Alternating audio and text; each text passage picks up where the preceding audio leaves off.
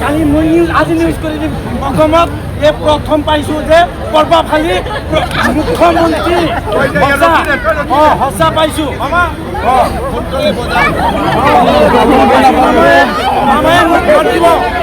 প্ৰথম পাইছোঁ কেনেকুৱা প্ৰভাৱশালী মই ভিডিঅ' কৰি আছোঁ মই নিউজ কৰি নমস্কাৰ মই প্ৰথমত অসমৰ মুখ্যমন্ত্ৰী সন্মানিত হিমন্ত বিশ্ব শৰ্মা ছাৰক মোৰ মনৰ পৰা মোৰ অন্তৰৰ পৰা মই ধন্যবাদ জ্ঞাপন কৰিছোঁ মোৰ ইমান বয়সলৈকে মই চৰকাৰী কোনো আঁচনি পোৱা নাই এইটো কোনো সত্য কথা মোক যোৱা বকত গান্ধী ময়দানত আমি চিএম ছাৰক লগ পাই মই তিনিটা আবৃত্তি কৰিছিলোঁ যে গড় আৰু কল আৰু লেট্ৰিন লগে লগ মোক দিলা মোক এসপ্তাহৰ কথা কৈ পেলাই মোক এসপ্তাহ পাৰ হ'বলৈ নিদিলা মই হিমন্ত বিশ্ব ছাৰক কি দি ধন্যবাদ দিম মোৰ মনৰ আশাটো পূৰণ কৰিছে মোৰ মনৰ আশা পূৰণ কৰি সপোনৰ গড়টো দিলা কল দিলা লেট্ৰিন দিলা মানে মোক বহুত ভাল লাগিছে মানে বহুত শান্তি পাইছোঁ মুছলমান মই কৈছিলোঁ মোৰ মুছলমান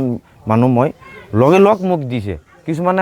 আমাৰ মিয়া মানুহগিলাই মুছলমান ছাৰক শুনিব নোৱাৰে কিন্তু চাওক আপোনাৰ অসমৰ বাকীৰে ৰাইজ চাওক আপোনালোকে যে হিমন্ত বিশ্ব শৰ্মা মুছলমান ৰাইজৰ কাৰণে কি কৰি আছে প্ৰত্যেক মানুহে অৰুণোদয় দি আছে ঘৰ দিলা কল দিলা মই যিমানলৈকে জীয়াই আছোঁ মই হিমন্ত বিশ্ব শৰ্মা বিজেপিক জিন্দাবাদ বিজেপিক ভোট দিয়েই থাকিম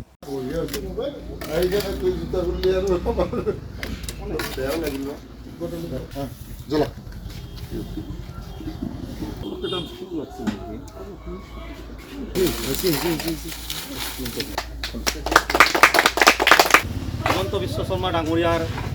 যি পদক্ষেপ বা যি তেওঁৰ আজি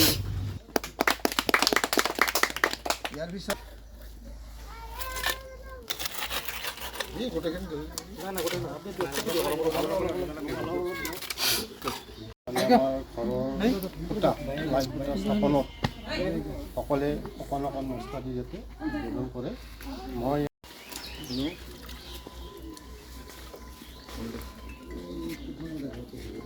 প্ৰথম কথা হ'ল আমাক ঊৰ্ধ্বতম কৰ্তৃপক্ষৰ পৰা আমাৰ কুৰবাৰাণী ডাঙৰীয়াৰ ঘৰটো উদ্বোধনৰ কাৰণে পঠাই দিলে যোৱা 5 নৱেম্বৰ নহয় 5 নৱেম্বৰ তাৰিখে ডিচেম্বৰ 5 ডিচেম্বৰ তাৰিখে আমাৰ অসমৰ জনপ্ৰিয় মুখ্যমন্ত্ৰী ডক্টৰ হিমন্ত বিশ্ব শৰ্মা দেৱক আমাৰ কুৰবাৰাণীয়ে প্ৰধানমন্ত্ৰী আৱাস যোজনা উদ্বোধনী সভাত লগ কৰিছিল আৰু লগ কৰাৰ লগে লগে আমাৰ জনপ্ৰিয় মুখ্যমন্ত্ৰী ডক্টৰ হিমন্ত বিশ্ব শৰ্মাদেৱে আমাৰ কুৰবাৰাণী ডাঙৰীয়াক এটা ঘৰ এটা শৌচালয় অৰুণোদয় মানে দিয়া ব্যৱস্থা কৰিছে আৰু তাৰ কাৰণে আজি আমাক এই যিটো ঘৰ আমাৰ সন্মানীয় মুখ্যমন্ত্ৰী মহোদয়ে দিলে সেইটো ঘৰৰ আজি আমি শুভ উদ্বোধন কৰিলোঁ ঊৰ্ধ্বতম কৰ্তৃপক্ষৰ নিৰ্দেশ মৰ্মে আমি শুভ উদ্বোধন কৰিলোঁ